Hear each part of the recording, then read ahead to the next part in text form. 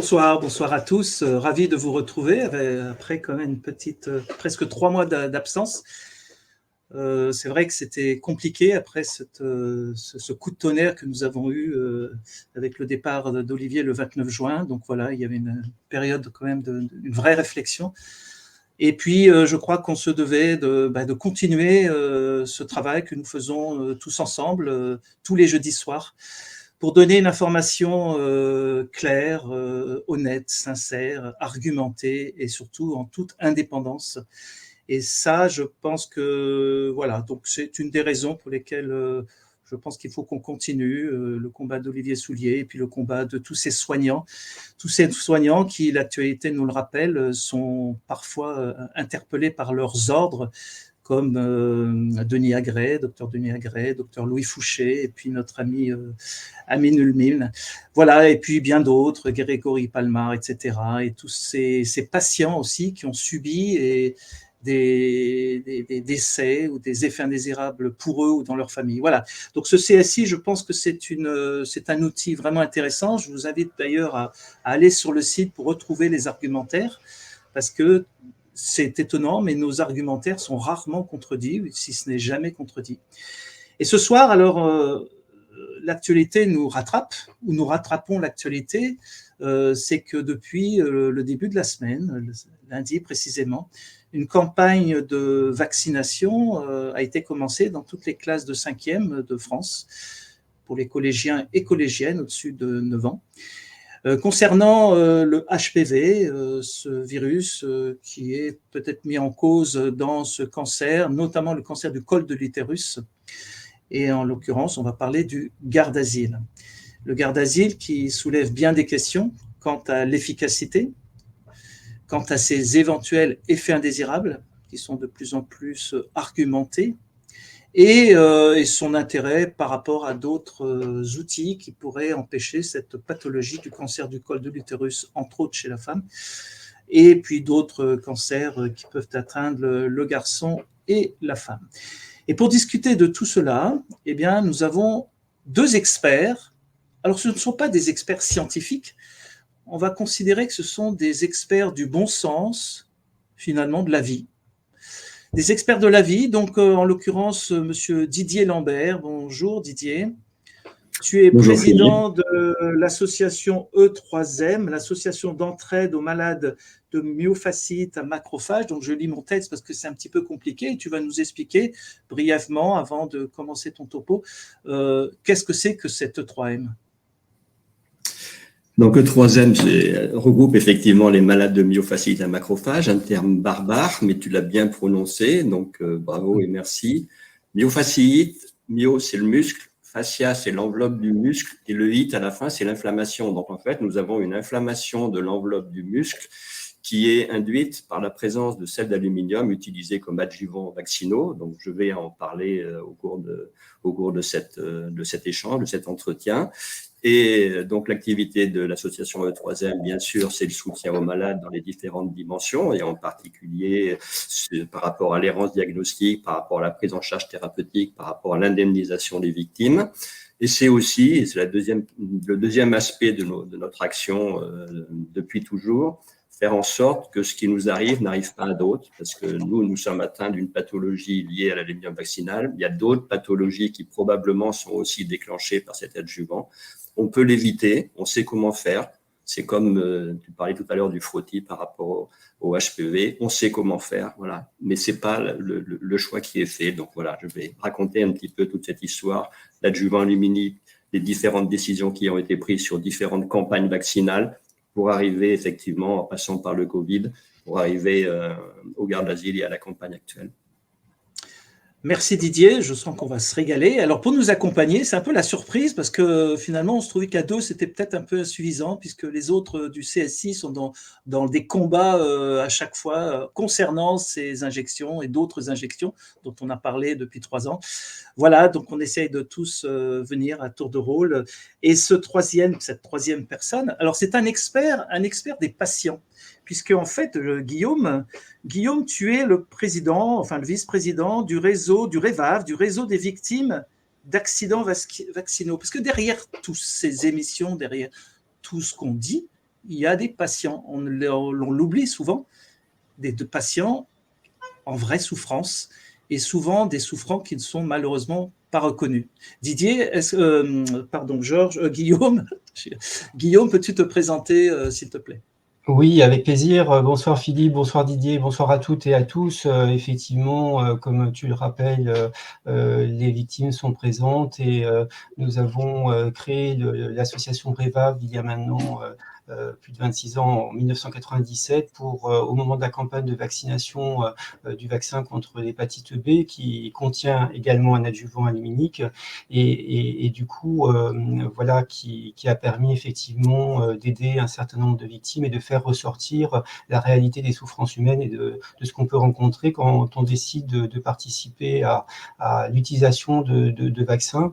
Et nous sommes ravis de participer, je suis ravi de participer à cette soirée, à cette 118e émission que le CSI organise, parce que c'est extrêmement important en termes de soutien, d'information et de travailler les processus de pensée, de la représentation du risque lié à l'utilisation d'un produit santé qui va concerner, vous le savez, des personnes en bonne santé. Et nous sommes évidemment très, très préoccupés des conséquences sur nos adolescents de 5e dans l'avenir, puisqu'il y a une controverse scientifique au niveau international, que la France parfois peut être un petit peu en retard et que les victimes sont présentes. Donc tu voulais bien nous le rappeler, nous avons des décès et heureusement des personnes qui ne décèdent pas systématiquement du vaccin Gardasil, mais la connaissance des composés et des différents composés du vaccin, qui parfois peut être aléatoire d'ailleurs en termes de connaissances, puisque souvent ce sont des données des laboratoires, sont extrêmement précieuses. Voilà, donc le réseau, pour ne pas être trop long, a différents combats, comme le premier, de faire reconnaître la présence des victimes pour améliorer les produits de santé. Nous ne sommes pas une association anti-vaccinaliste, mais nous essayons d'œuvrer pour une qualité des vaccins et d'avoir une attention bien sûr sur ces sels aluminiques qui présentent beaucoup de toxicité. Merci Guillaume. Alors on va vous mettre les liens d'ailleurs de vos deux sites respectifs, aussi bien dans le chat que sur les écrans. Donc je rappelle, l'association E3M et l'association Revav. N'hésitez pas à y aller parce qu'en fait c'est une vraie source d'informations, d'argumentaires, et quand vous voulez discuter avec quelqu'un qui ne partage pas forcément notre avis, eh bien carte sur table. Voilà, vous leur donnez les éléments. Et puis, chose à préciser, la question qui pourrait tuer certaines personnes, mais je suis sûr que vous, ça ne va pas tuer. Avez-vous des conflits d'intérêts avec notamment l'industrie pharmaceutique? Didier, Guillaume? Écoute Philippe, pour être très transparent, aucun lien d'intérêt avec l'industrie pharmaceutique. Par contre, nous avons un lien d'intérêt, puis je pense qu'on doit le dire, mais tout le monde le comprendra. Nous avons un lien d'intérêt avec l'équipe INSERM des professeurs Gherardi, Autier et Guillemette Crépeau, qui travaillent sur les effets indésirables qui sont induits par ces sels d'aluminium. Et notre intérêt, c'est que nous apportons des financements par le réseau de nos donateurs. Alors, on a ce conflit d'intérêt parce que l'État ne fait pas son travail et ne finance pas à la hauteur de ce qui serait nécessaire, bien sûr, ces recherches. Je rappelle que le docteur Gherardi et son successeur, c'est l'hôpital Mondor, c'est ça? L'hôpital Henri Mondor de Créteil, oui. Romain Gherardi est effectivement parti à la retraite. Oui. Et Guillaume? Oui, également, je peux vous confirmer aucun conflit d'intérêt avec l'industrie pharmaceutique dont nous avons besoin, mais qui doit améliorer effectivement une pharmacovigilance active pour mieux défendre les victimes et les éviter. Et bien sûr, le Revav a une autonomie et une totale indépendance. Et nous vous remercions d'ailleurs des soutiens que vous pourriez éventuellement nous apporter, ce qui permet effectivement d'avancer sans lien financier qui peut engendrer parfois, on le connaît dans le domaine scientifique aussi, avoir des conséquences du coup. Alors, c'était très important de le préciser parce que l'immense majorité des très grosses associations de patients ont des conflits d'intérêts énormes avec certains financeurs, ces financeurs étant l'industrie pharmaceutique. Voilà, il est donc de préciser que E3M et Revav n'ont pas de soutien de l'industrie pharmaceutique. Et moi aussi, je vais déclarer mes conflits d'intérêts, ou plutôt mon absence de conflit d'intérêts, alors bien au-delà de l'industrie pharmaceutique, puisque maintenant, ça c'était l'avant-guerre. mais on doit déclarer, enfin on doit déclarer par rapport à l'industrie, mais je crois qu'on se doit de déclarer si nous avons des conflits d'intérêts avec tout le système informatique, assurantiel, etc., et aussi l'industrie pharmaceutique. Donc, je n'ai absolument aucun conflit d'intérêt par rapport à ça. Nous allons commencer, si vous le voulez bien, cette émission. Donc, Didier, tu nous as préparé un exposé, un PowerPoint, une 50aine de minutes. Je te propose, Guillaume, de rester à l'écran. Et puis, si jamais on veut intervenir sans trop couper, peut-être Didier, mais peut-être qu'il y aura peut-être des questions. Voilà. On va rester donc à l'écran, mais on te laisse la parole, Didier, pour une 50aine de minutes. Et ensuite, on échangera entre nous et aussi avec les questions qui viendront du chat. N'hésitez pas à poser des questions. On essaiera d'y répondre si on en est capable. Et voilà. Donc, voilà, Didier, à toi. Merci Philippe.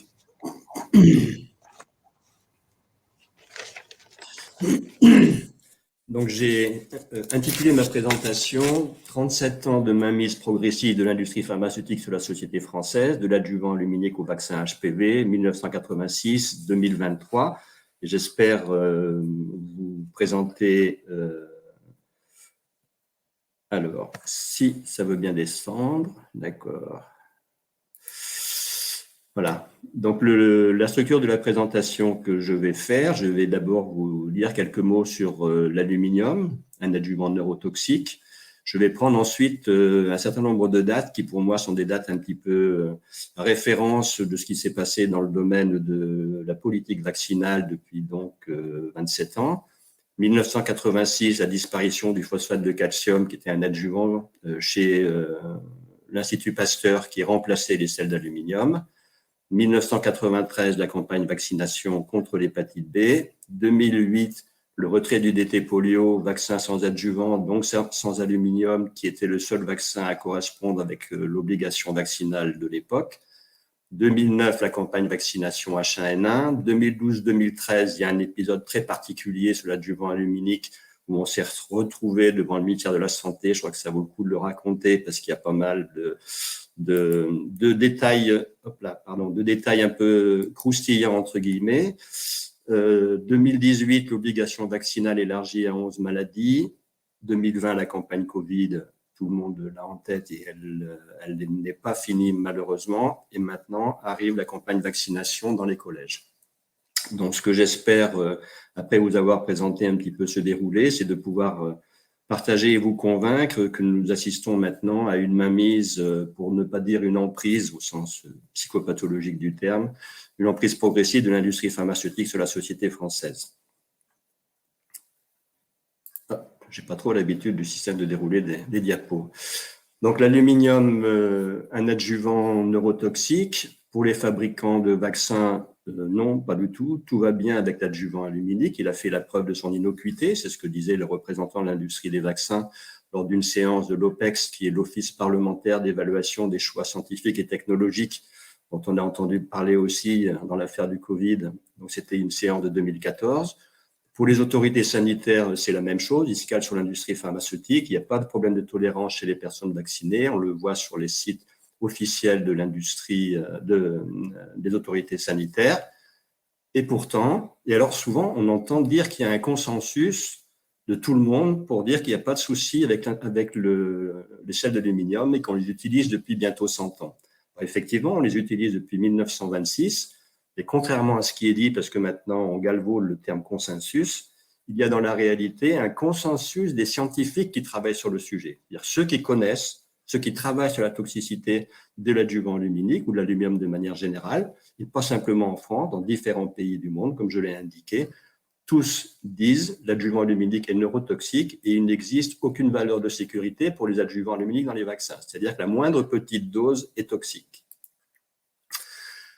2 alertes ont eu cours de la FDA, donc je l'ai mentionné parce que la FDA, c'est bien sûr important, c'est la Food and Drug Administration, c'est l'équivalent de l'agence, c'est l'agence sanitaire nord-américaine. La première alerte de 1987, c'était un atelier qui travaillait sur les traitements des allergies où l'aluminium, des adjuvants sont aussi utilisés, dont l'hydroxyde d'aluminium. Et il était dit dans cet atelier de travail, on en connaît assez sur l'aluminium pour savoir que l'on ne devrait l'injecter à personne, à moins qu'il n'y ait un réel et raisonnable bénéfice à espérer. Quelques années plus tard, la FDA consacre un atelier sur les adjuvants et en particulier sur l'aluminium. C'était en 2008. Et je vous cite 2 phrases du représentant de l'Agence européenne du médicament qui était présent. Ces 2 phrases sont les suivantes. Alors que beaucoup de vaccins sont donnés très tôt dans la vie, on ne sait pas quel est l'effet de l'empreinte à long terme sur le système immunitaire des petits-enfants. Premièrement. Deuxièmement, pour la toxicité de la combinaison adjuvant-antigène, nous nous concentrons sur la tolérance locale. Donc en 2008, le représentant officiel de l'Agence européenne du médicament reconnaît toutes les lacunes en termes de connaissances sur les effets de l'adjuvant aluminique. Sur la myofasciite à macrophage, donc je vous ai expliqué le terme myofasciite. La découverte de la myofasciite, c'est 1998 par le docteur Coquet à Bordeaux, 1999 Romain Gherardi à l'hôpital Henri Mondor de Créteil. Il découvre lors de biopsies, parce qu'on fait souvent des biopsies quand il y a des pathologies neuromusculaires, quand il y a des douleurs neuromusculaires que l'on n'explique pas, on fait des biopsies pour voir ce qui se passe au niveau musculaire. Et 2 spécialistes donc de pathologie font des biopsies et découvrent des éléments qu'ils n'avaient jamais identifiés dans une biopsie.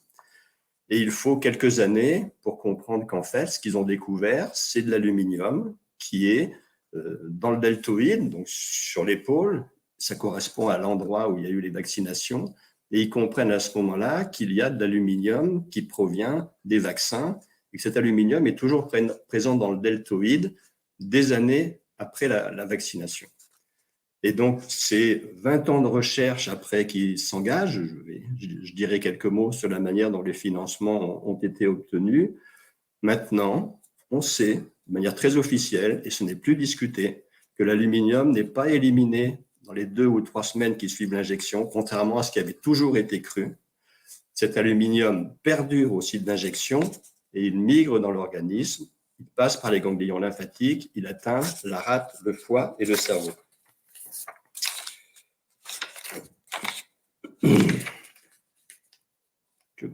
Pardon.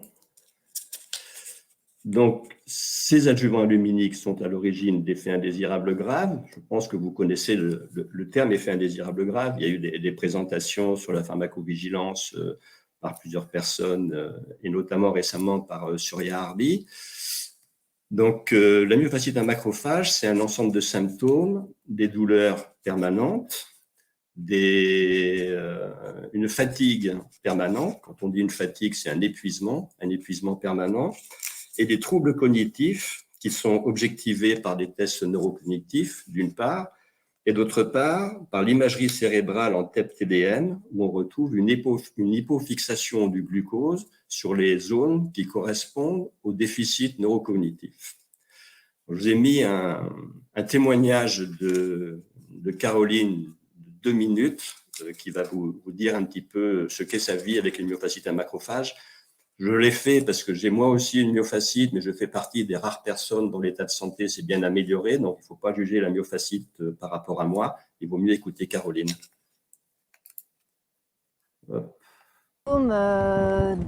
Beaucoup de troubles cognitifs, désordres immunitaires, des douleurs constantes avec des inflammations au niveau articulaire et musculaire, une fatigue qui vous tenaille, et puis une perte d'autonomie plus ou moins importante selon les jours. L'horreur de cette maladie, c'est qu'il n'y a plus de place pour l'improviste.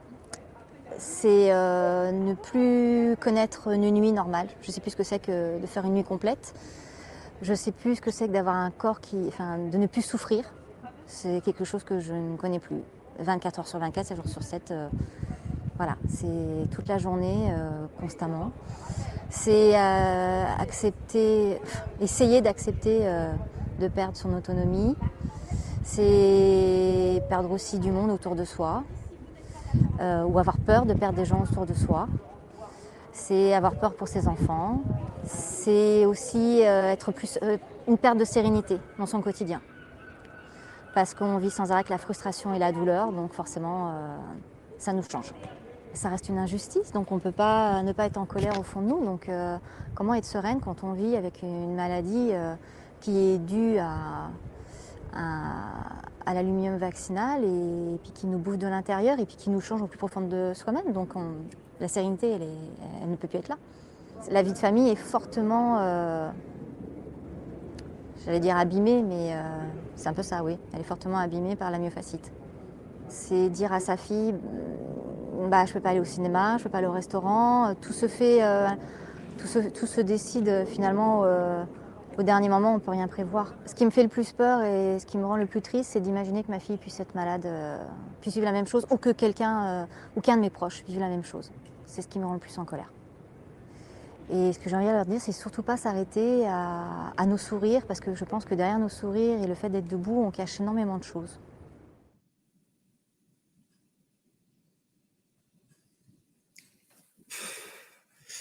Oui, donc merci Caroline.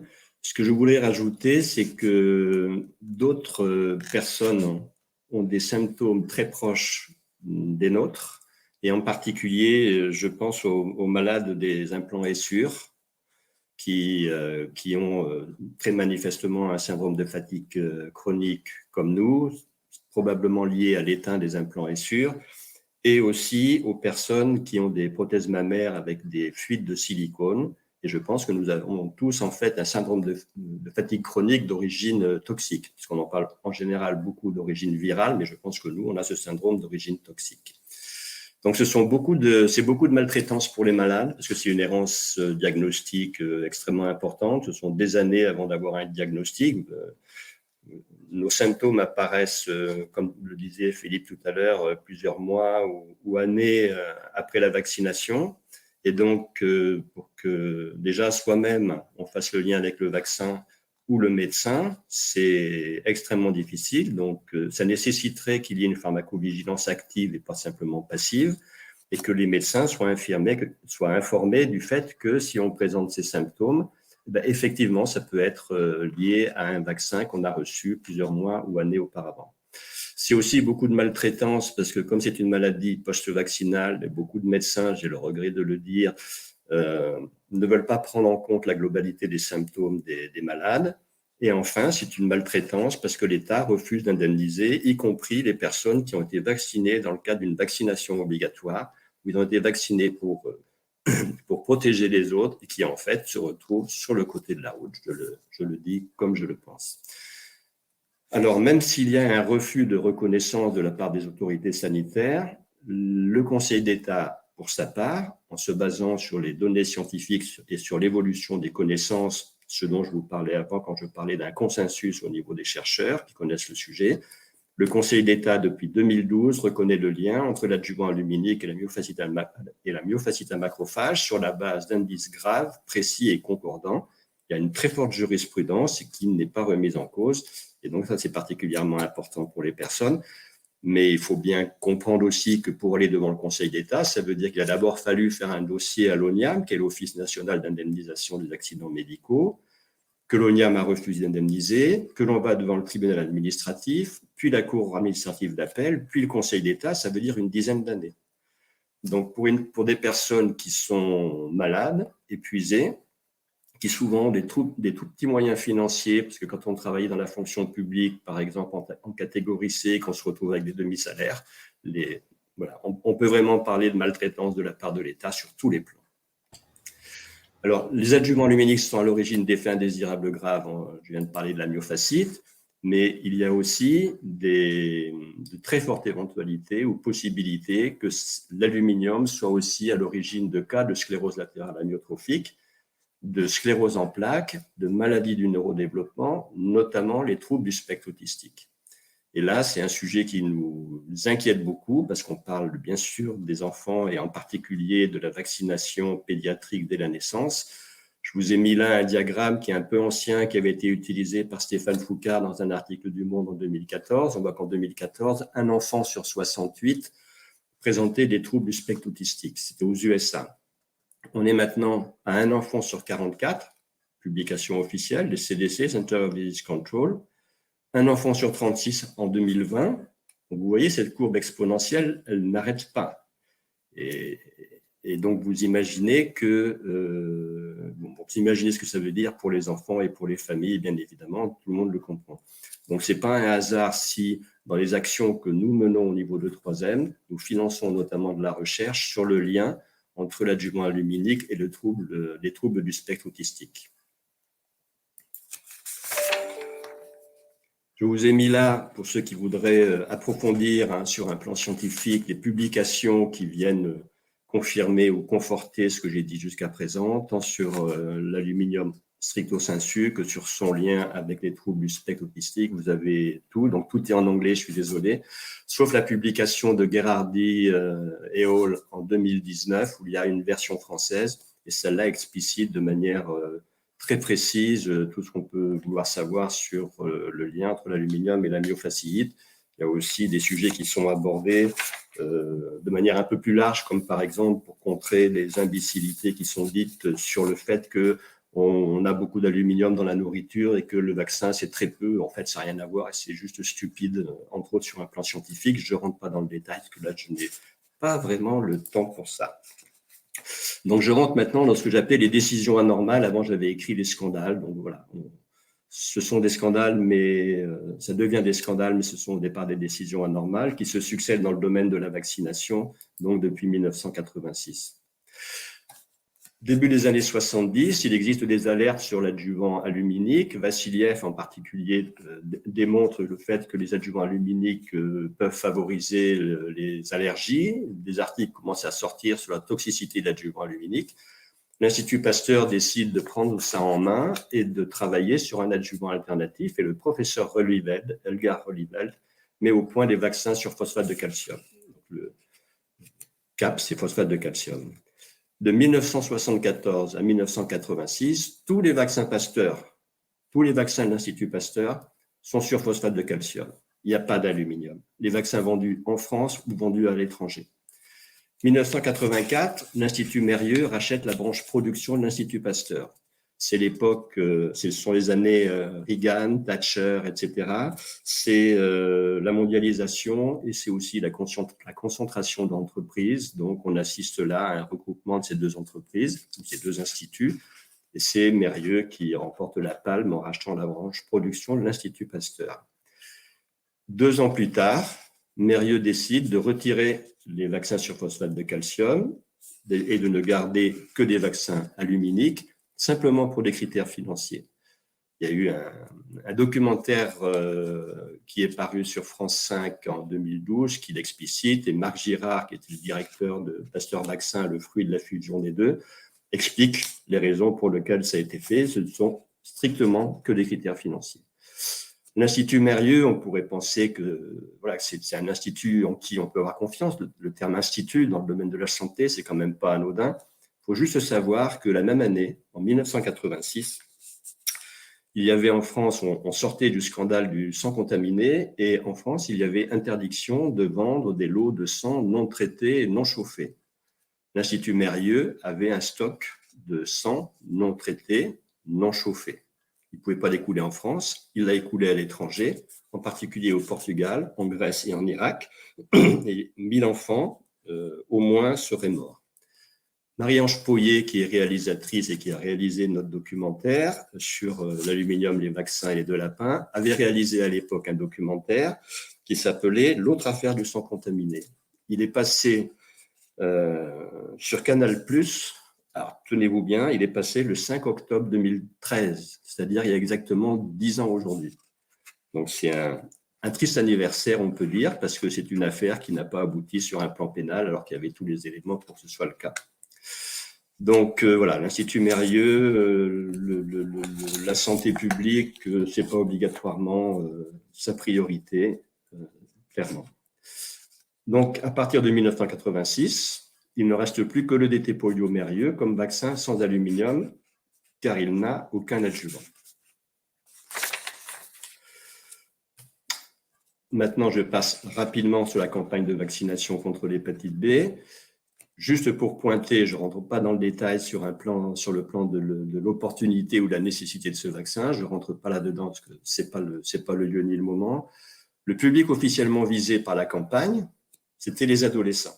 Dans la réalité, c'est 25 millions de personnes qui ont été vaccinées, et majoritairement des adultes. C'était une campagne mensongère initiée par le professeur Philippe Douste-Blazy, qui était ministre à l'époque. On a entendu des phrases du style l'hépatite B tue en un jour plus que le sida en un an. Enfin voilà, tout le monde a critiqué bien après cette campagne mensongère. On a noté, après cette campagne de vaccination contre l'hépatite B, une très forte surnotification de sclérose en plaques aux USA, ainsi qu'en France. Et c'est une publication de Dominique Lewezek qui le démontre.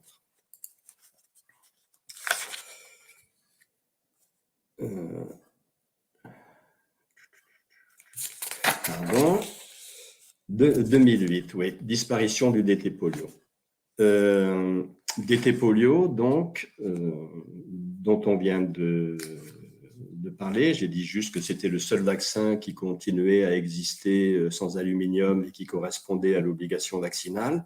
Le 8 juin 2008, Sanofi Pasteur a décidé de suspendre la commercialisation de ce vaccin parce qu'il y avait une hausse importante d'effets indésirables dans les premiers mois de 2008. Le ratio d'effets indésirables pour 100 000 doses atteignait 10,7, c'est-à-dire 3 fois plus que d'habitude. Bye. Est-ce que j'ai un petit peu de mal avec la gestion des diapos? Nous avons sollicité l'AFSAFS, qui était l'ancêtre de la NSM pendant plusieurs années. 2011, l'AFSAFS nous a transmis les documents qui étaient censés justifier ce retrait.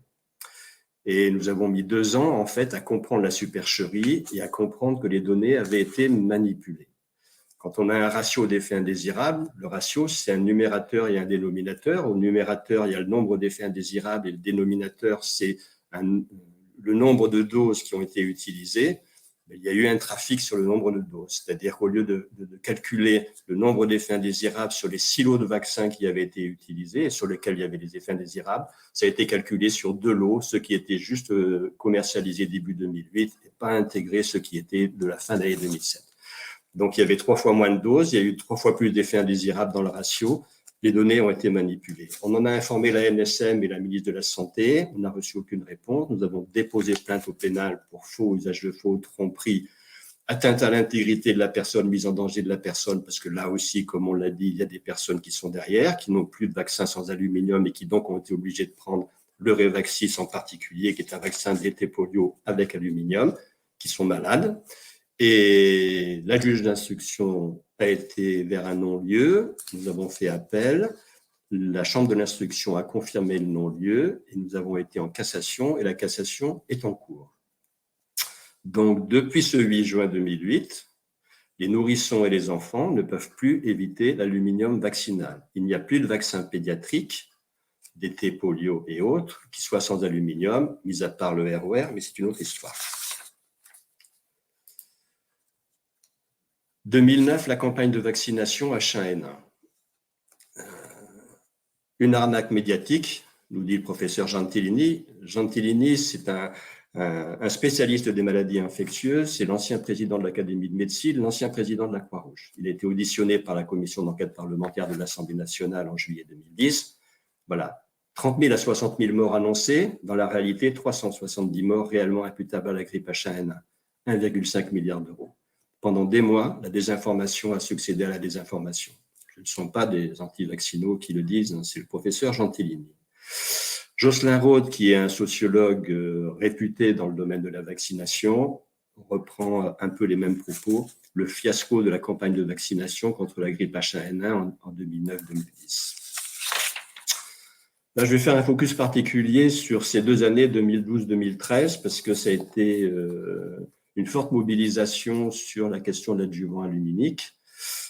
Au mois de mars, le groupe de travail vaccination de l'Assemblée nationale, qui regroupait des députés de toute sensibilité politique, a demandé à ce qu'il y ait un moratoire sur l'adjuvant aluminique. C'est important. En avril 2012, dans le cadre de la campagne présidentielle, nous avons eu un engagement de François Hollande, le candidat, à ce que la recherche sur l'aluminium vaccinal soit financée, et un engagement de Marisol Touraine pour la mise à disposition d'un vaccin sans aluminium, dans le cadre d'un courrier qu'elle avait envoyé à l'association 3M. J'ai oublié la phrase parce qu'elle est quand même importante. Les familles doivent également avoir le choix de faire procéder aux vaccinations obligatoires par des vaccins sans sel d'aluminium, d'autant plus que cela a été le cas jusqu'en 2008. Ça, c'était l'engagement de Marisol Touraine. Mais on sait bien que les engagements n'engagent que ceux qui les écoutent, ou que ceux qui y croient. Et quelques mois plus tard, quand ils ont été en place, quand François Hollande est devenu président et Marisol Touraine ministre de la Santé, ils ont renié leur engagement, très clairement. Ils ont refusé de financer la recherche, ils ont refusé de mettre à disposition des vaccins sans aluminium. Donc, les malades et les proches de 3M étaient réunis en septembre 2012 en Assemblée générale, et c'est vraiment l'ensemble des adhérents qui étaient là qui ont décidé d'entamer une grève de la faim.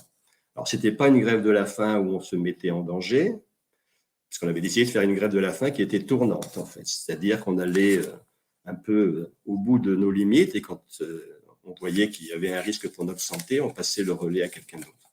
Donc, on a été en permanence 4 à 5 personnes en grève de la faim, et certaines et certains ont duré plus de 20 jours en grève de la faim.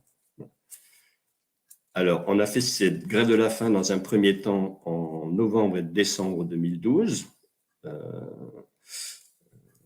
Et le 21 décembre 2012, il y a eu un accord, la signature d'un accord au ministère de la Santé avec le directeur général de la Santé et le directeur général de l'ANSM. Accord pour que la recherche sur la toxicité de l'aluminium soit financée par l'ANSM à hauteur de 150 000 euros. 150 000 euros dans la recherche, c'est pas énorme, hein. C'est 3 ans d'un doctorant. Mais c'est la première fois au monde qu'un État décide de financer une recherche spécifique sur l'adjuvant aluminium, sur sa toxicité. Donc, il y a eu cet accord-là. Sur le DT polio, c'était un peu plus compliqué puisqu'il y avait une suspicion d'effets indésirables. Donc, il a été décidé que ça serait discuté dans un comité de suivi présidé par le professeur Delfrécy. On va retrouver des noms dans ma présentation que vous connaissez dans d'autres cadres. La recherche financée par l'ANSM, le professeur Delfrécy a cherché à ce qu'elle ne soit pas affectée aux professeurs Gherardi et Autier, qui sont les plus grands spécialistes même au monde de cette pathologie ou de cette problématique. Évidemment, une somme aussi faible ne pouvait que leur être attribuée pour qu'ils aillent plus loin dans leur recherche. Non, le souhait de M. Delfrécy, c'était plutôt de l'affecter au professeur Brigitte Autran. Donc, c'était quelque chose qu'on ne pouvait pas accepter, bien évidemment. Donc, du coup, nous avons fait une deuxième grève de la faim en juillet 2013. Les tentes étaient plantées devant le ministère de la Santé, avenue Duquesne. Et nous en sommes sortis quand il y a eu décision, et en particulier avec une aide importante de la sénatrice Laurence Cohen, qui était aussi au conseil d'administration de l'ANSM, de faire en sorte que cet argent soit versé effectivement à Romain Gherardi et Jérôme Autier, ce qui a été fait à la fin du mois de décembre. Concernant le DT polio, en 2013, nous avons lancé une campagne importante en termes de communication et de prise de position. 90 parlementaires, de toutes tendances confondues, ont demandé le retour de vaccins sans aluminium. Parmi eux, Laurence Cohen, Michel Rivasi, etc. 410 professionnels de santé ont lancé aussi un appel pour le retour de vaccins sans aluminium. Parmi eux, vous ne serez pas étonnés, Philippe de Chazourne, Éric Ménard, Amine Umlil, par exemple. Plus de 100 000 signatures citoyennes pour des vaccins sans aluminium. Et le professeur Choyeux s'est appuyé sur ce qu'on avait fait pour reprendre le sujet. Plus d'1 million de signatures.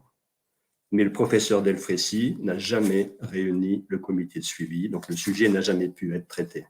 Donc l'affaire va être étouffée, sauf si la Cour de cassation relance la procédure.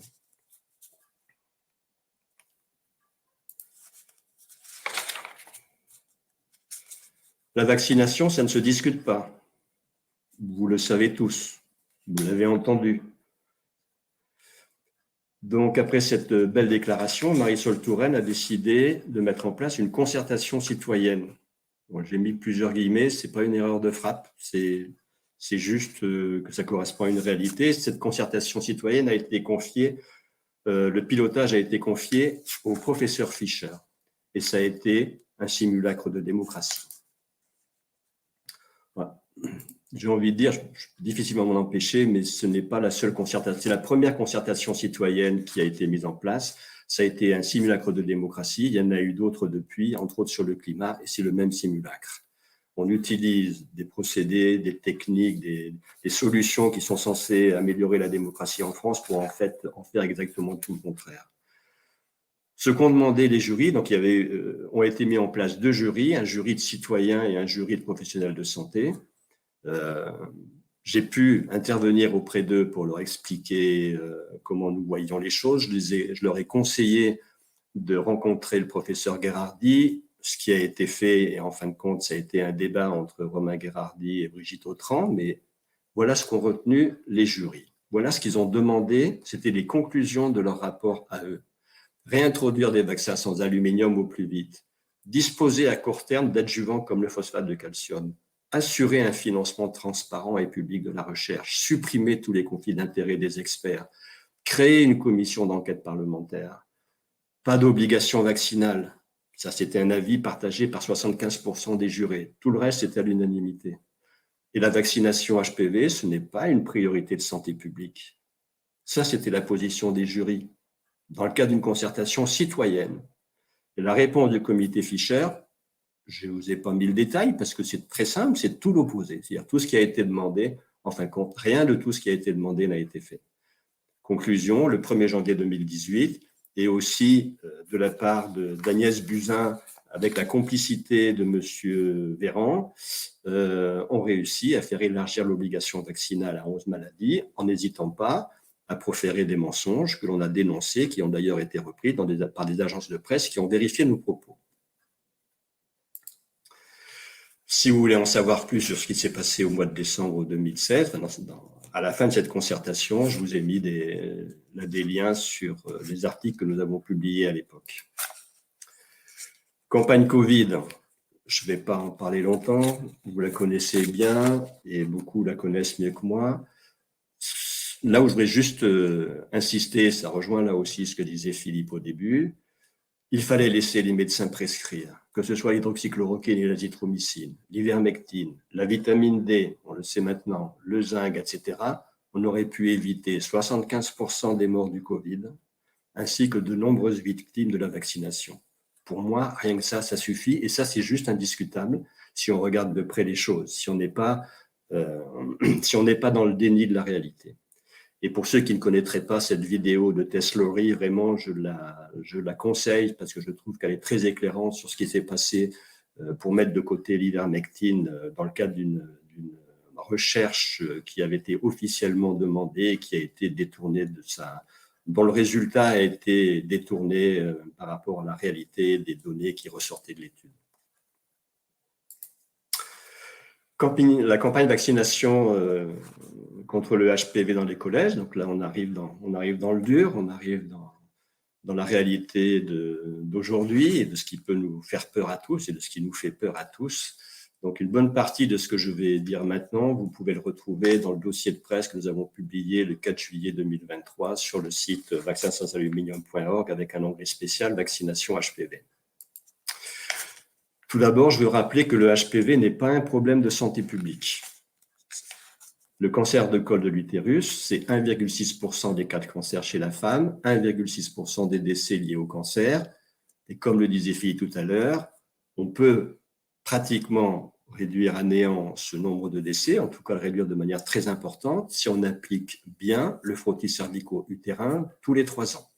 Ça, c'est juste indiscutable. Avant qu'il y ait la décision de mettre en place la vaccination HPV, c'était la position des instances officielles françaises et en particulier de la Haute Autorité de Santé, la HAS. La vaccination contre le papillomavirus va maintenant toucher les garçons. Ce n'est pas pour une question de santé publique, c'est peut-être pour une question philosophique liée au fait de ne pas faire de différence de genre, puisqu'on le voit écrit comme ça. Cancer de l'anus, aucun décès, ni chez l'homme, ni chez la femme. Cancer du pénis, aucun décès chez l'homme. Ce sont des sources publiques, ce sont des faits. Tout ce que je vous dis depuis le début, ce sont des faits. À la fin, ça sera une analyse, une interprétation. Là, ce sont des faits.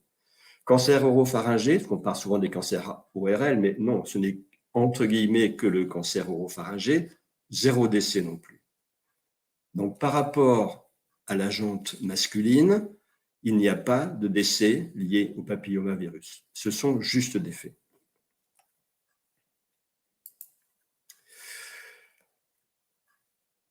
Concernant l'adjuvant aluminique du Gardasil, je les mentionne 4 et 9, Gardasil 4, Gardasil 9. Officiellement, c'est Gardasil et Gardasil 9. Mais le premier Gardasil concernait 4 souches oncogènes du papillomavirus. Le Gardasil 9 concerne 9 souches. L'adjuvant du Gardasil, c'est du sulfate d'hydroxyphosphate amorphe d'aluminium. Alors, les adjuvants habituels des vaccins aluminiques, c'est de l'hydroxyde d'aluminium ou du phosphate d'aluminium. Là, c'est du sulfate d'hydroxyphosphate amorphe d'aluminium. C'est un adjuvant récemment développé. Il est sous secret industriel, sous brevet. Donc, les équipes indépendantes ne peuvent pas travailler dessus pour connaître le cheminement de cet adjuvant dans l'organisme. Ils ont pu le faire pour les 2 autres. Pour celui-là, c'est pas possible. Donc, il y a juste le fabricant qui peut le faire. Mais ce que l'on sait, c'est qu'à l'instar des autres adjuvants aluminiques, il est susceptible de migrer dans l'organisme et d'atteindre le cerveau. Vous allez comprendre que c'est important. Je précise que dans les essais cliniques des 2 Gardasil, il n'y a pas eu d'essai clinique avec ce qu'on appelle un placebo, un vrai placebo, c'est-à-dire un produit inerte, voire une solution saline. Le Gardasil 4 avait comme groupe témoin, en témoin un groupe qui avait reçu un adjuvant aluminique. Et le Gardasil 9, groupe témoin, a reçu le Gardasil 4. Donc, il est clair qu'avec ça, on ne verra pas les effets indésirables qui peuvent être induits par cet adjuvant aluminique. Dans les essais cliniques, je veux dire. Là, c'est Christine Coton qui pourrait expliciter un peu tout ça.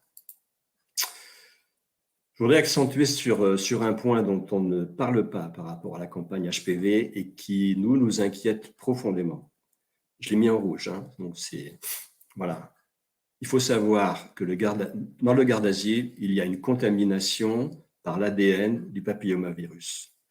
Quand vous prenez le RCP du Gardasil, le RCP, c'est la super notice. C'est plus de détails que dans la notice. C'est le résumé des caractéristiques du produit. Il est clairement écrit, la première phrase, ça veut dire en fait le Gardasil, le vaccin, ne contient pas d'ADN viral. Et donc, ces particules ne peuvent pas infecter les cellules, se multiplier ni provoquer de maladie. Donc, en bon français, si on tourne les phrases dans l'autre sens, c'est-à-dire que si elles contiennent de l'ADN viral, elles peuvent peut-être infecter les cellules, se multiplier et provoquer des maladies. On peut penser ça. Or, cette phrase il a été démontré que cette phrase était erronée, cette affirmation du fabricant était erronée. Le docteur Lee aux États-Unis, à la demande de familles de victimes du Gardasil, a analysé le Gardasil, les ampoules de Gardasil, et il a trouvé des morceaux d'ADN scotchés sur l'adjuvant aluminique. Et le professeur Bellec de l'hôpital européen Georges Pompidou a été vérifié. Il a trouvé dans chaque ampoule 200 à 400 fragments d'ADN du papillomavirus scotchés sur cet adjuvant aluminique. Et le professeur Bellec l'a annoncé lors de la séance OPEXT dont je parlais tout à l'heure, l'Office parlementaire d'évaluation des choix scientifiques et technologiques de 2014. Donc, et voilà, je suis passé de l'autre. Donc, on a une possibilité de migration vers le cerveau de l'adjuvant aluminique nouvelle formule et de l'ADN du papillomavirus ou de fragments d'ADN du papillomavirus scotchés sur cet adjuvant. Quelle est la conséquence de cette très certaine présence de l'adjuvant aluminique et de l'ADN dans le cerveau des enfants? On ne le sait pas. Ce qu'on sait, c'est qu'une étude a été faite par Lucija Tomljenovic et Chris Shaw. Chris Shaw est un chercheur, neurologue-chercheur au Canada, et Lucija Tomljenovic travaillait avec lui à cette époque-là. Ils ont analysé le cerveau de 3 jeunes filles décédées de mort subite peu de temps après une vaccination par le Gardasil 4, et ils ont retrouvé de l'antigène vaccinal du HPV, le 16 en l'occurrence. Si on pose la question, et ça a été, puisque le professeur Bellec, le docteur Lee et le professeur Bellec à notre demande, sont intervenus lors de la séance de l'OPEX de 2014. Le docteur Soubéran, qui représentait l'industrie pharmaceutique, les fabricants de vaccins, a dit « Oui, on le sait, on est au courant, mais il n'y a pas de risque pour les personnes vaccinées. » OK. Et le directeur général de l'ANSM écrit à Laurence Cohen « Il n'y a pas de problème de santé publique particulier. » OK. Donc, les autorités sanitaires françaises se basent sur ce que leur dit le fabricant, mais on n'a aucune preuve de cette réalité-là. Et comme je vous l'ai dit, juste avant, il y avait le témoignage de ces 3 jeunes filles décédées de mort subite après le garde d'asile. Donc voilà. Donc, est-ce qu'on peut faire confiance aux fabricants, Merck? Donc, Merck, c'est MSD, Merck Sharp & Dohme. Condamné dans l'affaire du Vioxx, qui était un anti-inflammatoire non stéroïdien, a versé 5 milliards de dollars d'indemnité parce qu'il connaissait les effets secondaires potentiellement mortels avant même de lancer le Vioxx, mais il avait dissimulé les résultats inquiétants de ses études. Je vous laisse le temps de bien lire cette phrase parce que on peut penser que c'est la même chose par rapport au garde d'asile. Rien ne nous permet de penser que c'est le contraire et que Merck se serait amendé et tout d'un coup aurait eu une illumination comme quoi il ne devait plus faire ce genre de choses. 2008, Merck a aussi été condamné pour avoir versé des pots de vin à des prestataires de soins de santé. Donc, vous, je ne sais pas, moi je ne fais pas spécialement confiance. Alors, il y a un événement un peu récent et qui fait que ça allonge un peu ma présentation, Philippe, j'en suis désolé. L'ANSM a sorti son rapport sur le garde d'asile 4 et garde d'asile 9 la semaine dernière. Donc, c'était un rapport sur la période juillet 2020 à décembre 2022. Donc, voilà, le garde d'asile 9 a pris la succession de garde d'asile 4. Le garde d'asile 4, sa commercialisation s'est arrêtée en décembre 2020. Mais comme il y avait une date de péremption derrière, les données ont été analysées jusqu'au mois de avril 2021. Donc, on pourrait espérer qu'avec l'arrêt du garde d'asile fin 2020, on aurait une présentation de l'ensemble des données sur toute la durée d'utilisation du garde d'asile. Or, ce n'est pas le cas. On a des données consolidées, mais très partielles. Donc, voilà. Donc, le nombre cumulé d'effets indésirables graves, donc là, je vous parle de garde d'asile 4, pas de garde d'asile 9. Le nombre cumulé d'effets indésirables graves notifiés et confirmés médicalement. Ces 2 termes sont importants, je vais y revenir après. 846, dont 4 décès. Je précise que 2 de ces décès sont survenus à une période dont le rapport de pharmacovigilance n'a pas été rendu public, donc on ne sait pas ce que sont ces 2 décès. Le nombre cumulé de cas de maladies auto-immunes et d'autres maladies suivies de près, 368, dont 115 atteintes démyélinisantes, dont des scléroses en plaques, syndrome de Guillain-Barré, syndrome de Miller-Fisher et 4 encéphalomyélites aiguës disséminées. Et des cas de myofascie, de fibromyalgie, de syndrome de fatigue chronique qui sont à peu près similaires, qui sont la même entité nosologique, c'est 19. Voilà. Il est écrit noir sur blanc. Si l'on ne peut affirmer qu'il existe un lien causal, on ne peut pas pour autant l'exclure. Et je citerai aussi, je ne l'ai pas mis là, mais une phrase qui est dans un rapport Covid, un des tout premiers rapports sur les vaccins Covid. Quand il y a un effet indésirable, si on ne trouve pas, ou le vaccin éventuellement est en jeu, si on ne trouve pas une autre cause certaine, alors obligatoirement, le vaccin est suspect. Ça, c'est écrit noir sur blanc et il ne faut pas l'oublier. Donc, sur ce rapport de pharmacovigilance, on a un nombre d'effets indésirables total, mais on n'a pas de nombre de doses de vaccins commercialisés. Donc, on ne peut pas en déduire et la NSM ne présente pas de ratio d'effets indésirables, ce qui est quand même très étonnant, très étonnant. Alors, on n'a pas le nombre de doses commercialisées, la rubrique est caviardée, carrément. Si vous regardez le rapport, vous verrez qu'il y a du blanco et que, voilà. Donc, le comité scientifique permanent de pharmacovigilance dispose des informations, mais pas le grand public. J'en profite parce que je ne l'ai pas dit dans ma présentation. J'ai été membre du comité scientifique permanent pharmacovigilance de la NSM. J'ai été nommé par le directeur général en septembre 2019 et j'en ai démissionné en juin 2021 parce que ce qui se passait ne me plaisait pas vraiment, qu'il y avait eu un engagement oral à ce qu'on puisse tout remettre à plat, que ça n'a pas été fait. Donc, je suis parti pour ne pas cautionner ce qui se passait, entre autres dans le cadre du Covid. Donc, j'ai cherché à retrouver le ratio d'effets indésirables, parce que même si il est critiquable, vous allez voir pourquoi, c'est quand même un élément qui permet de voir l'évolution sur une certaine durée. Donc, j'ai été rechercher les données de l'assurance maladie. C'est un site, ce sont des données qui s'appellent dans un dossier qui s'appelle Medicam, où on retrouve les doses de tous les produits de santé, hein, donc du Gardasil, qui ont été prises en charge par l'assurance maladie. Alors, c'est un peu compliqué, parce qu'il y a eu une période où ils prenaient en charge que ce qui était vendu par les pharmacies. Après, ils ont rajouté les hôpitaux. Bon. Donc, j'ai essayé d'évaluer le nombre de doses qui ont été vendues. Je ne peux pas le certifier, c'est peut-être 8 ou 7. Ou, voilà. Donc, je suis arrivé à 7 400 000 doses de Gardasil 4 sur la période 2006-2022. Ce qui nous donne un ratio, quand on tient compte des 846 effets indésirables mentionnés, de 11,4 pour 100 000 doses pour la période 2006-2022. Donc, c'est un ratio qui est très possible. Je pense qu'il est sous-estimé même, parce que dans les différents rapports, on a des rapports tous les 2 ou 3 ans sur le Gardasil. Le ratio d'effets indésirables graves, il passe de 4 à 40 selon les périodes. Ce qui peut poser question aussi, on peut se demander où est la fiabilité dans ces données, avec un écart de 1 à 10 sur les effets indésirables. Donc, il y a certainement des problèmes. Il faudrait travailler sur les dates de notification, sur les dates de survenue, etc. Mais on ne dispose pas, bien évidemment, des éléments. Donc ça pourrait être 11,4, le chiffre officiel qui pourrait être donné par la NSM. Ou approché, ça sera peut-être 12 ou 15 ou 10, peu importe. Mais il faut prendre en compte la sous-notification. Cette sous-notification, elle est de combien ?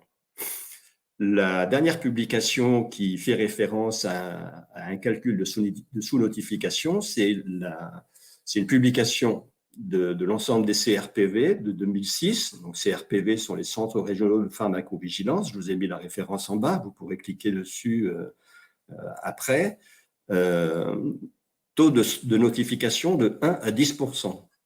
Donc, si c'est 1%, ça veut dire que ces chiffres, il faut les multiplier par 100. Si c'est 10%, il faut les multiplier par 10. Il y a 2 autres publications, une de Hazel en 2006 et de Bégaud en 2002. Bégaud, c'est le pape de la pharmacovigilance en France, hein, c'est le grand monsieur sur le sujet. Pour eux, c'est autour de 5% la notification. Donc 95%, dit dans l'autre sens, 95% de sous-notification. C'est énorme. Et vous avez sans doute en tête le fait que c'est une obligation, dans le cadre du Code de santé publique, une obligation pour les professionnels de santé de déclarer les effets indésirables. Or, ce n'est pas fait. Et il n'y a aucune sanction de prise contre ces personnes qui ne déclarent pas les effets indésirables. Donc, je suis parti sur une base de 10% de notification. Pourquoi ? Parce qu'en 2011, les patients ont été autorisés à déclarer eux-mêmes les effets indésirables. C'est un sujet qu'on connaît bien parce que l'association E3M avait été impliquée avec 3 autres associations pour développer et pour participer à la mise en place de cette déclaration par les patients. Donc, est-ce que le fait que les patients déclarent améliore la notification ou est-ce qu'au contraire, ça la minore parce que peut-être que les professionnels de santé peuvent se dire « Ah, mais si eux, ils déclarent, c'est pas la peine que nous, on le fasse. » En fait, on ne sait pas.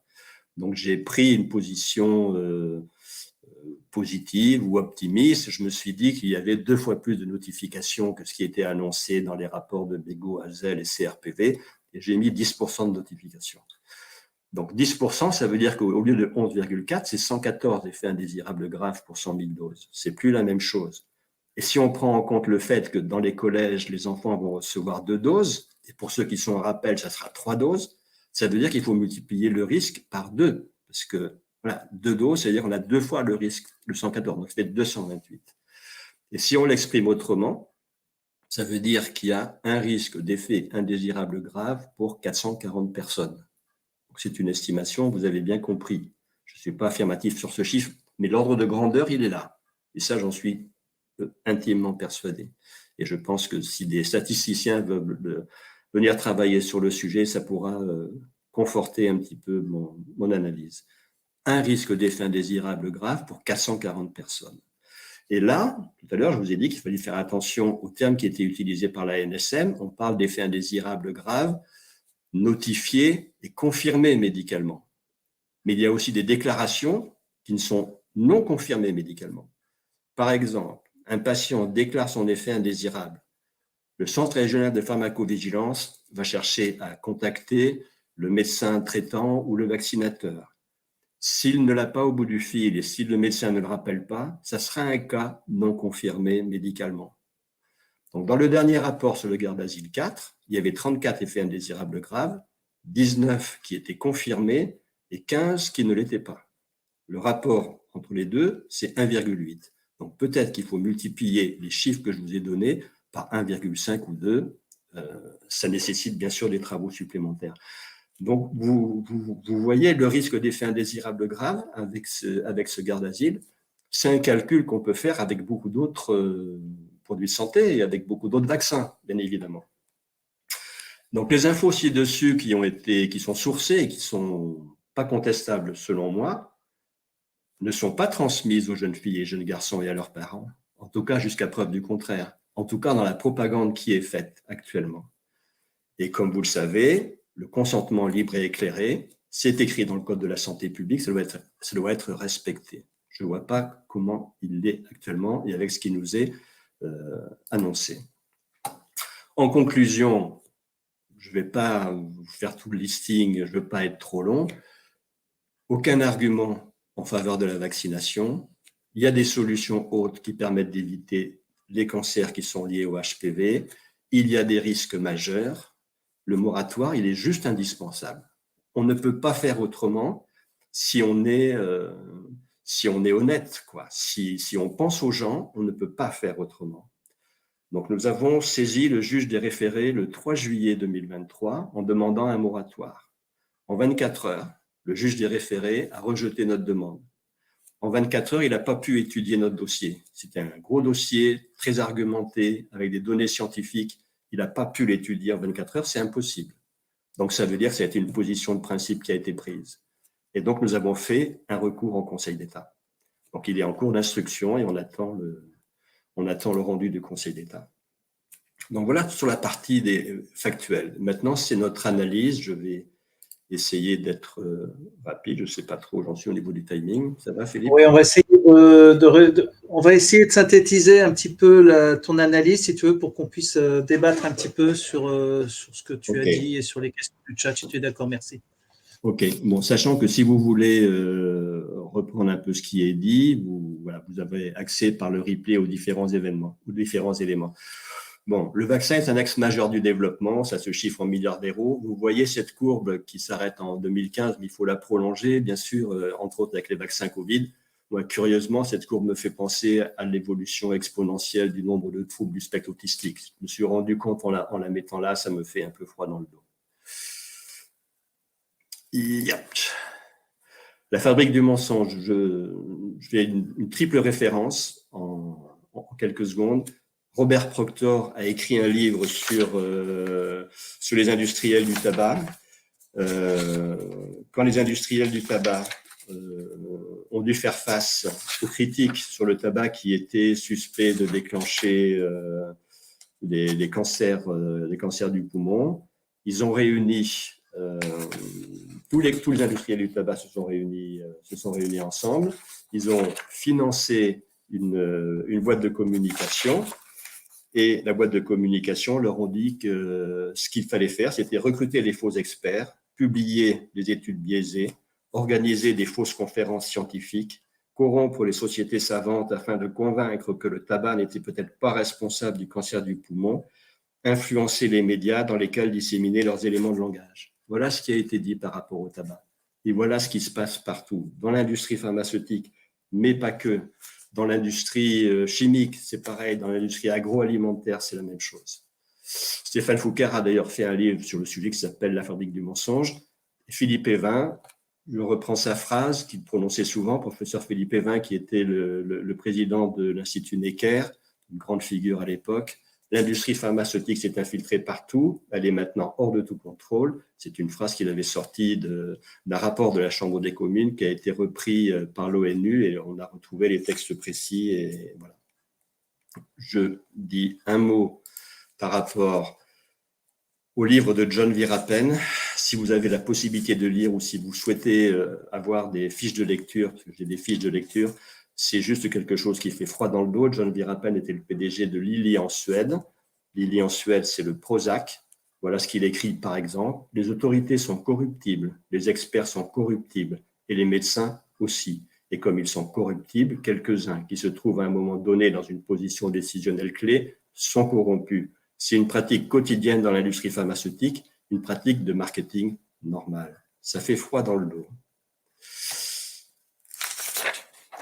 En France, on est intervenu sur le sujet par rapport à 2 médecins qui étaient régulièrement dans les médias pour dire pas de problème avec l'adjuvant luminique. C'était les professeurs Lina et professeur Cohen. Comme l'a dit Philippe au début, il y a obligation quand on intervient dans les médias de déclarer ses liens d'intérêt. Ils ne les faisaient pas, on les a attaqués. Ce ne sont pas des petits liens d'intérêt. Professeur Cohen, par exemple, via son association active qu'il a créée pour la recherche, c'est 750 000 € quand même, 14 contrats dont on ne connaît pas les montants.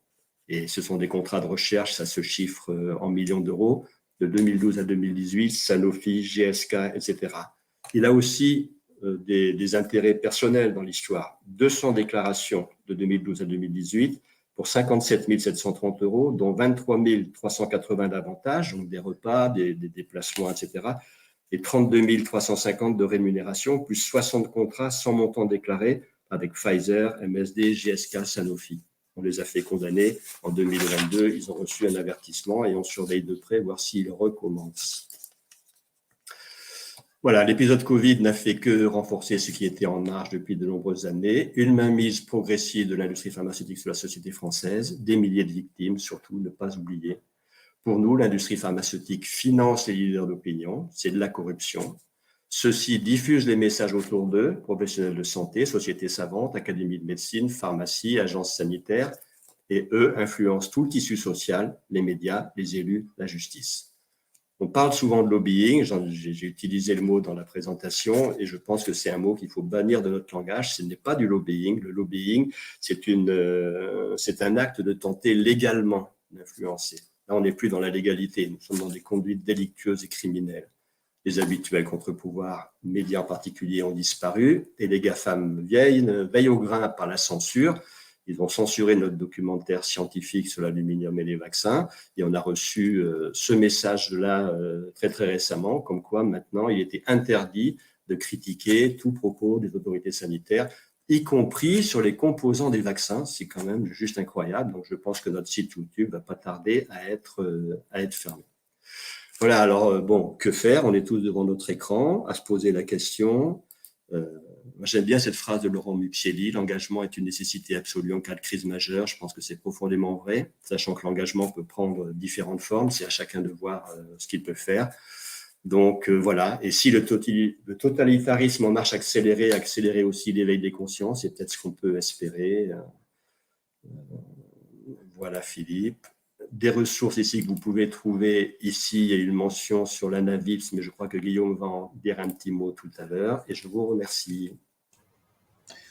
Merci beaucoup Didier pour ce topo particulièrement complet.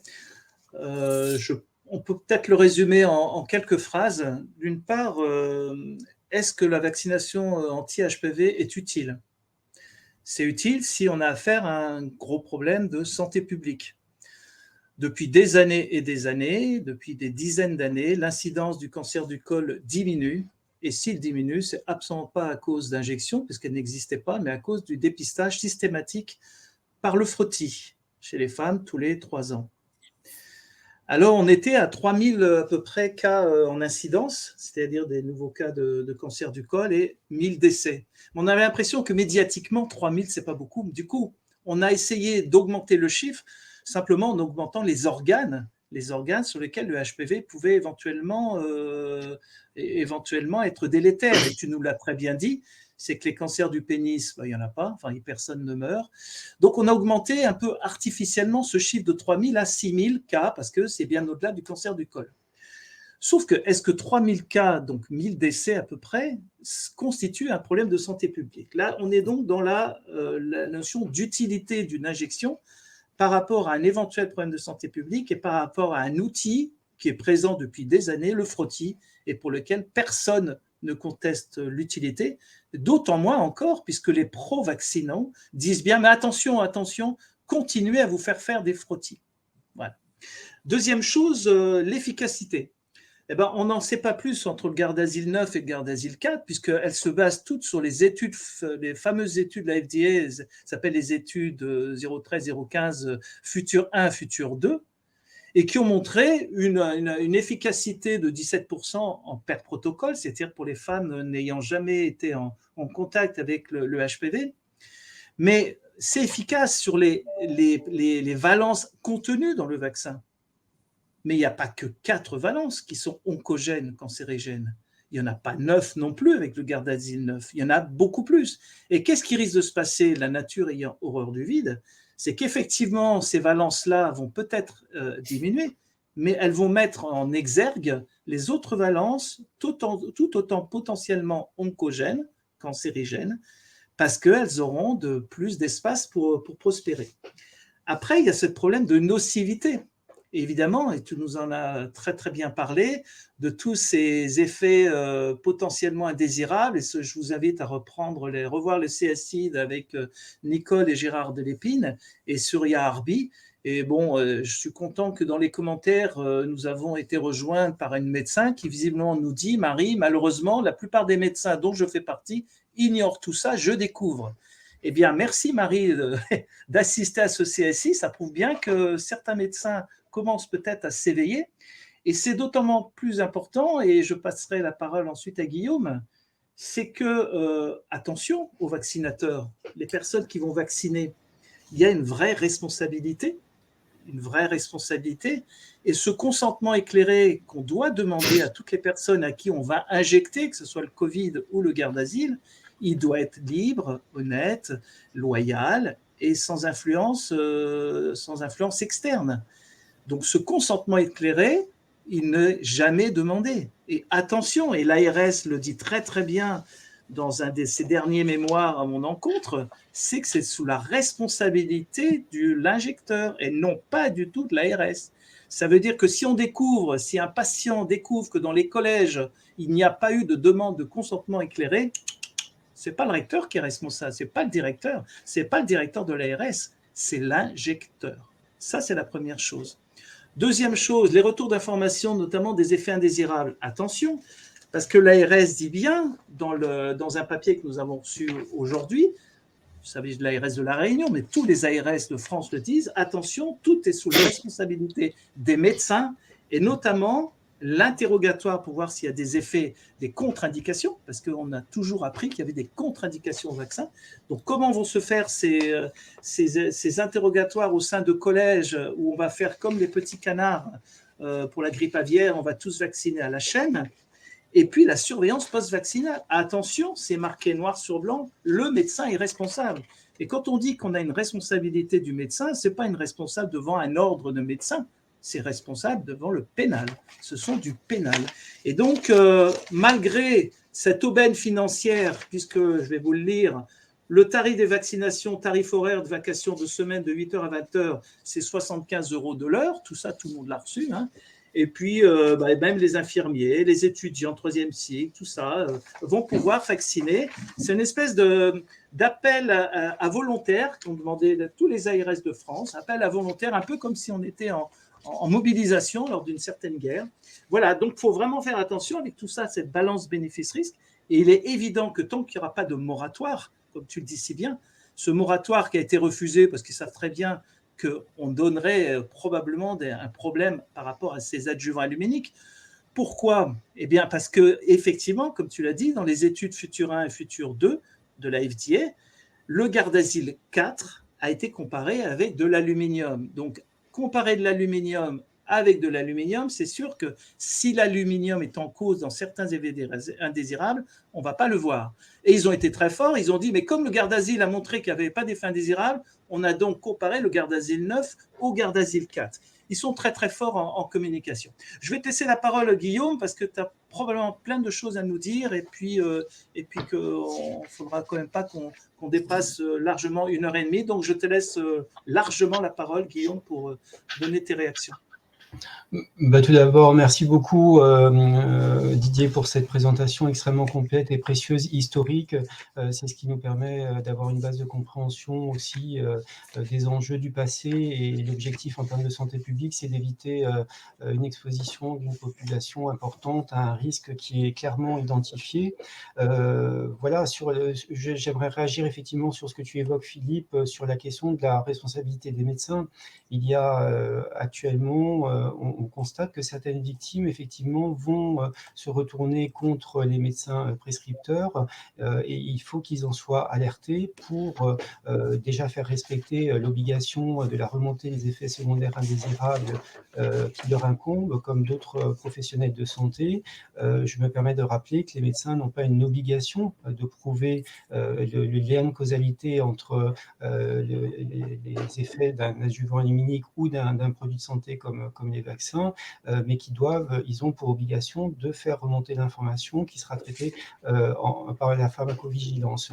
Le public doit bien se rendre compte, et nous devons être bien conscients que le traitement des informations remontées par les patients peuvent être traitées par l'intelligence artificielle, et que nous avons actuellement des difficultés à comprendre les mécanismes de traitement de ces données de santé qui incombent aux instances officielles, et il faut que les citoyens, dans un débat démocratique, puissent avoir accès à ces données, bien sûr dans un cadre de confidentialité et d'anonymisation des données.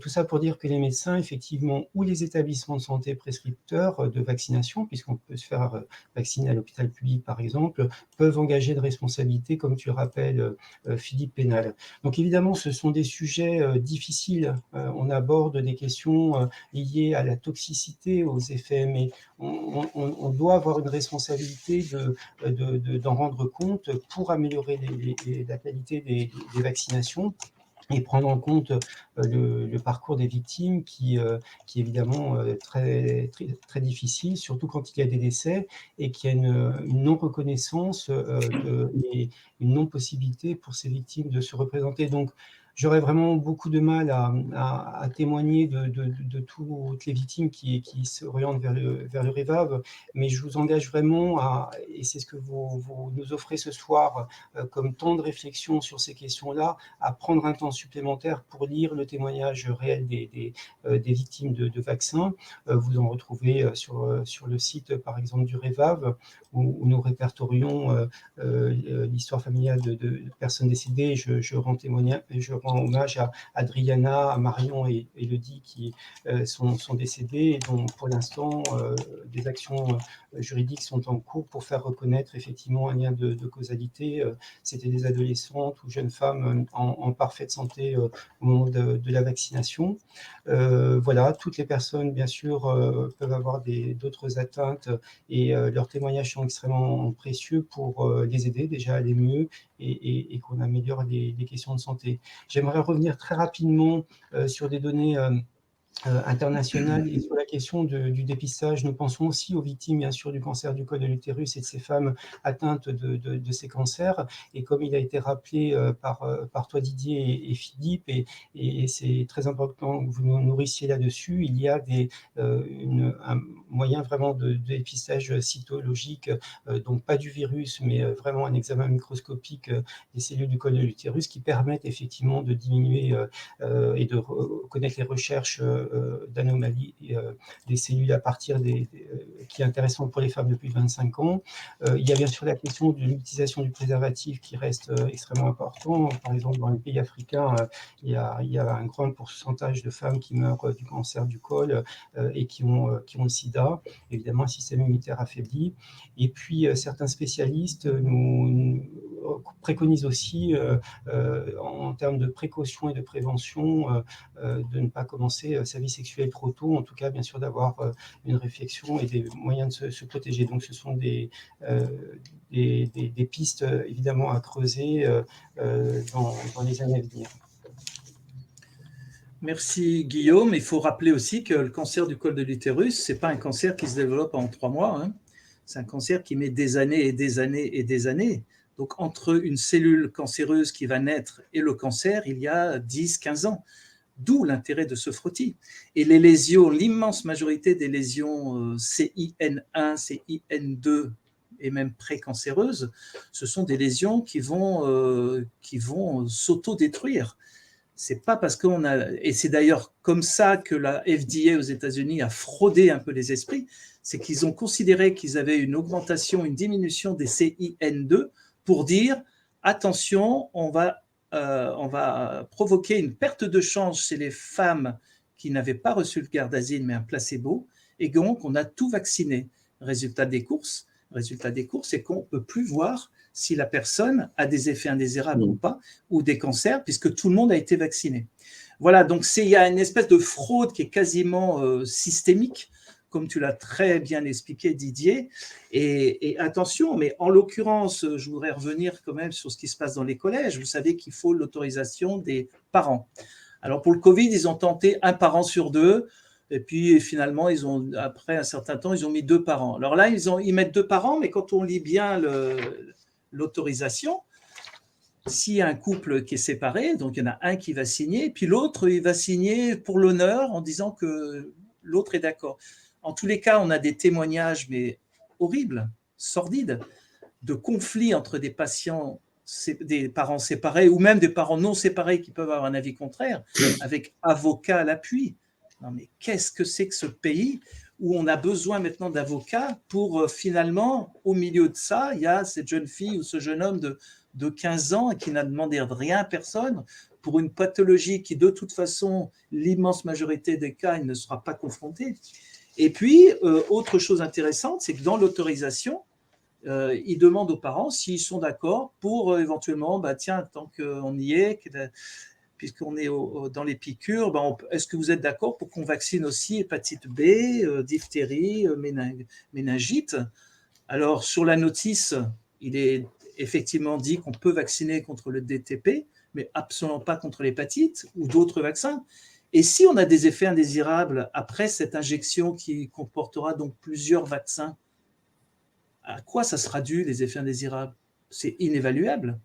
Donc voilà, tout ça, on a l'impression que c'est de l'approximatif. On a l'impression que c'est de l'approximatif, mais eux, ce n'est pas du tout approximatif. C'est quand même des choses qui ont été commencées depuis 2006 avec certains financements de candidats aux élections américaines. Et quand Xavier Bertrand a devancé l'avis de la Haute Autorité de Santé en 2006 en disant « Écoutez, il faut vraiment vous protéger, on ne va pas attendre l'avis des experts médicaux. » Je vous rappelle que M. Xavier Bertrand, c'est AXA, c'est des assureurs. On ne va pas attendre son avis, on va donner le remboursement à tout le monde, il faut que tout le monde soit vacciné. C'est en 2006, ministre de la Santé. Mais ce monsieur et d'autres, forcément, ils ont eu des pressions. Et on voit d'ailleurs, quand nous avons fait le contre-appel des 50, ce sont des millions d'euros qui sont donnés à ces experts. Et puis voilà, donc il faut vraiment être attentif. La responsabilité, elle est des parents, parce que quand une mineure se fait injecter, c'est le parent qui décide, mais cette mineure ou ce mineur va devenir majeur, et il n'est pas complètement inenvisageable de penser que ces mineurs ou majeurs qui auraient des effets indésirables ne puissent pas un jour poser la question, mais au fait, pourquoi tu m'as fait injecter? Pourquoi tu m'as fait injecter? Tu ne le savais pas? Alors on va peut-être lui dire non, on ne le savait pas. Donc on demande vraiment un débat public pour que tout le monde soit au courant de ce que vous nous avez dit, Didier et Guillaume, et ce que nous disent les Delpine et Surya Harbi. Donc voilà, il faut que tous les médecins, parce que ça passe d'abord par le médecin, que tous les médecins soient au courant de la responsabilité individuelle qu'ils ont quand ils injectent un tel produit, aussi bien pour le Covid que pour le Gardasil. Est-ce que vous avez des choses à rajouter, Didier et Guillaume? Oui, quand tu dis ça par rapport aux médecins, c'est tout vaccinateur, ça ne sera pas obligatoirement des médecins. Donc, tout vaccinateur sera responsable de l'acte qu'il aura posé et de la manière dont il aura fait passer son éclairage pour obtenir un consentement. C'est ça. Mais le texte dit bien de l'ARS sous la responsabilité du médecin. Qu'est-ce qui va se passer? Il va y avoir des guerres de responsabilité, mais c'est insupportable. Et on parlait des enfants qui vont peut-être se retourner un jour ou l'autre sur leurs parents, mais les patients vis-à-vis de leur médecin. Parce que le médecin n'a pas voulu penser qu'un effet indésirable suspect, il aurait dû le déclarer. C'est la loi, et l'ARS le rappelle bien, c'est la loi de tout médecin de déclarer un effet supposé, pas forcément sûr, supposé. Et c'est ensuite à l'ANSM, l'Agence nationale de sûreté des médicaments, de faire son travail d'investigation et de voir s'il y a un rapport entre une cause et une conséquence. Donc la responsabilité, elle est multiple. D'abord médicale, mais aussi de tous les acteurs qui vont effectivement, et on l'a vu pour le Covid, hein, le technicien de laboratoire, il va vacciner, on se demande si les vétérinaires n'ont pas le droit de vacciner. Voilà, donc c'est vrai que c'est un peu... ça devient insupportable quand on a essayé de faire une bonne médecine, de bonnes pratiques.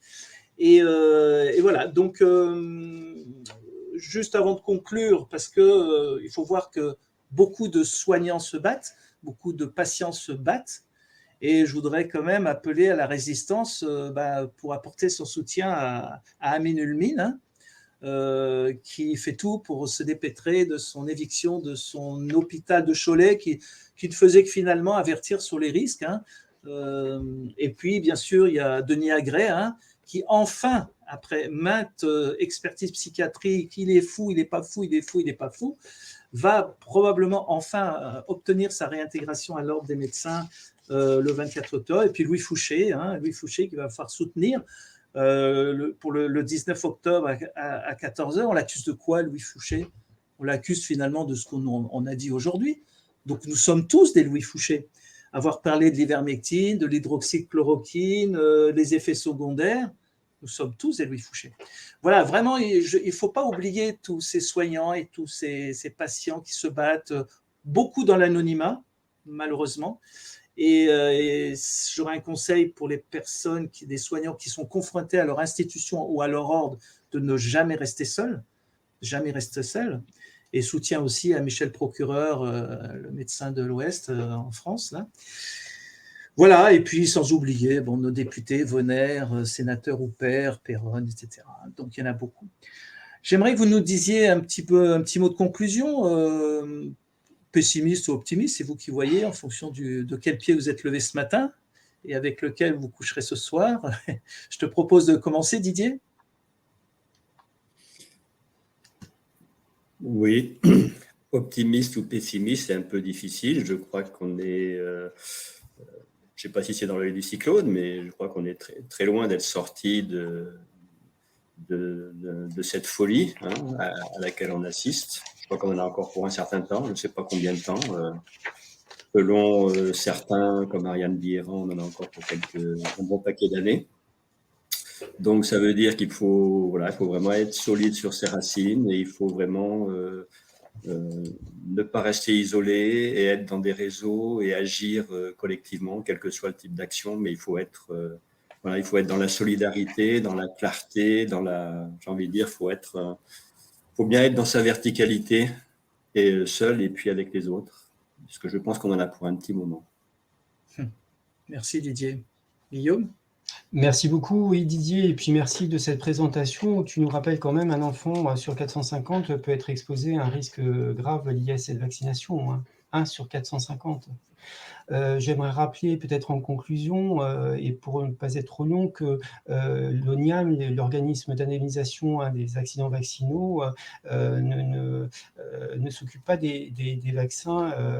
Le Gardasil n'est pas obligatoire, mais fortement recommandé. Donc les processus d'indemnisation vont être longs, complexes pour les victimes. Vous le savez, c'est un combat juridique très long. Nous avons un témoignage sur le site internet du REVAV que vous pouvez retrouver, très intéressant, de Jean-Jacques Bourguignon, et d'Océane qui se battent, comme tu nous l'as indiqué en début de notre échange, depuis une dizaine d'années maintenant, et Océane a été reconnue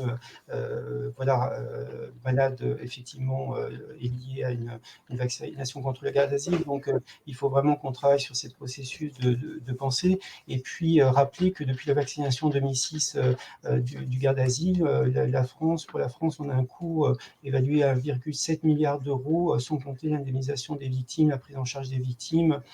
Donc voilà, ce sont des coûts évidemment extrêmement importants en termes de santé publique, et on peut mettre, je pense, l'argent vraiment sur d'autres axes avec effectivement les solutions qu'on a abordées dans ce CSI. 4 questions qu'on se pose au niveau de notre association, c'est à qui profite cette campagne vaccinale ? Donc, qui prendra en charge, comme je disais, les effets indésirables des vaccinations, puisque l'ONIAM, qui ne s'occupe pas que des vaccins obligatoires, donc ne prendra pas en compte ces questions du cas d'asile. Si un événement indésirable survient, qui fera la déclaration à l'ANSM, à l'Agence nationale de sécurité du médicament? Et puis, les jeunes femmes se croyant protégées feront-elles encore des dépistages réguliers en ayant utilisé une vaccination qui, pour le plus grand nombre d'entre nous, représente vraiment une sécurité. Mais je pense que voilà, pour finir sur un message des processus de compréhension du risque, les choses évoluent quand même, le débat public doit s'ouvrir, et on remercie évidemment tous les citoyens et citoyennes qui se préoccupent des conséquences réelles des vaccinations et qui acceptent un débat contradictoire sur ces questions-là. Je pense qu'il faut que l'école organise, elle a beaucoup de choses à organiser, mais des débats de fond sur les sociétés. Et effectivement, l'utilisation de produits de santé qui peuvent présenter des risques doivent être accompagnés et surtout pas imposés, et que la décision revienne à un patient dans le cabinet médical, dans une relation de confiance avec son médecin, et dans une compréhension de l'état de santé de la personne dans une famille donnée, avec un patrimoine génétique différent, puisqu'on peut avoir des réactions différentes. Donc vigilance, et puis le maître mot, c'est protection des adolescents. On ne peut pas faire prendre un risque à des adolescents si on n'est pas sûr de l'innocuité d'un produit de santé. Merci beaucoup Didier, merci beaucoup Guillaume. J'aurais voulu aussi associer notre ami Serge Rader, qui était pharmacien et qui s'est beaucoup battu, qui malheureusement n'est plus là. Mais voilà, il fait partie de ces combattants qui en a peut-être usé jusqu'à sa vie. Merci de partager absolument toutes ces capsules du CSI, notamment à vos médecins traitants, à vos infirmiers, à vos futurs injecteurs. Mais es-tu au courant? Au courant de quoi?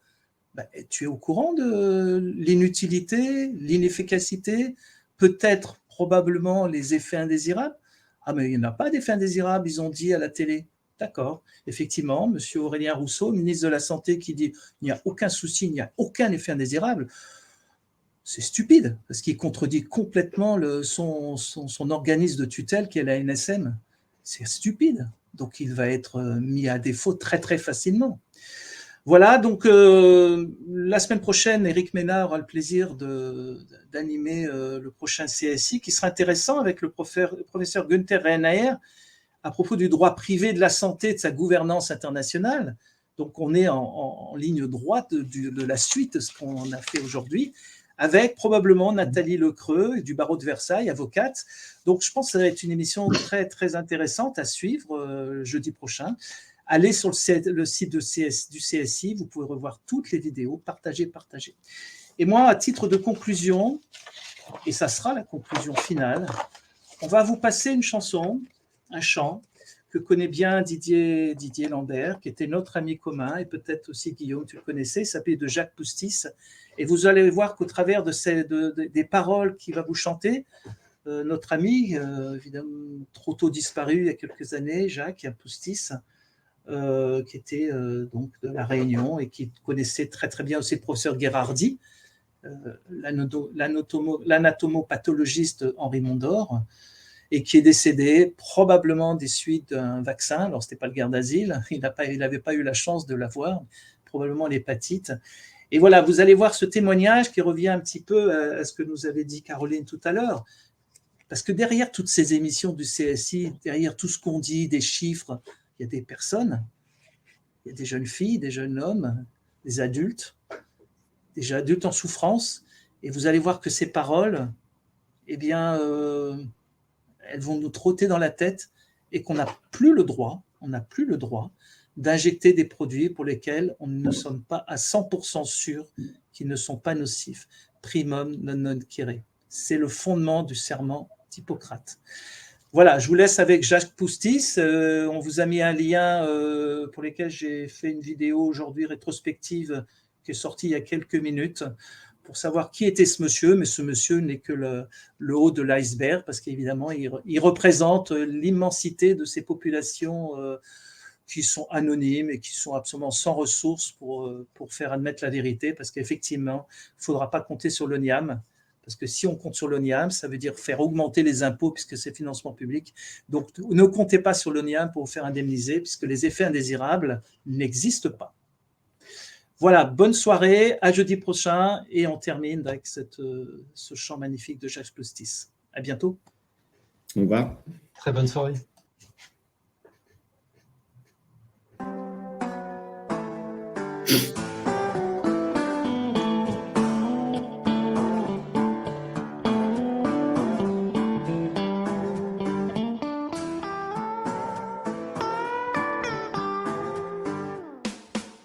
Je déambule comme un zombie du canapé jusqu'à mon lit. J'ouvre un roman et je le lis, mais les mots dansent la Saint-Guy. Quand quelque part je pose un objet, 3 secondes après, je sais plus où il est. On me dit ben t'as qu'à le chercher, mais je sais même plus ce que je dois chercher. Je suis mieux. Je suis mieux. Sur le plan de l'organisation, je ne vaux plus un picaillon. Je m'invente des planifications qui me rendent encore plus brouillon. Dois-je vous parler de ces migraines aux douleurs violentes et soudaines et des nuits blanches qui m'entraînent vers des matinées incertaines? Je suis mieux, je suis mieux. Fini les footings du matin dans les forêts de tamarin. Mon seul sport c'est d'acheter mon pain au petit supermarché du coin. Fini les fêtes débridées avec des potes déjantés. Suis-je condamné à végéter comme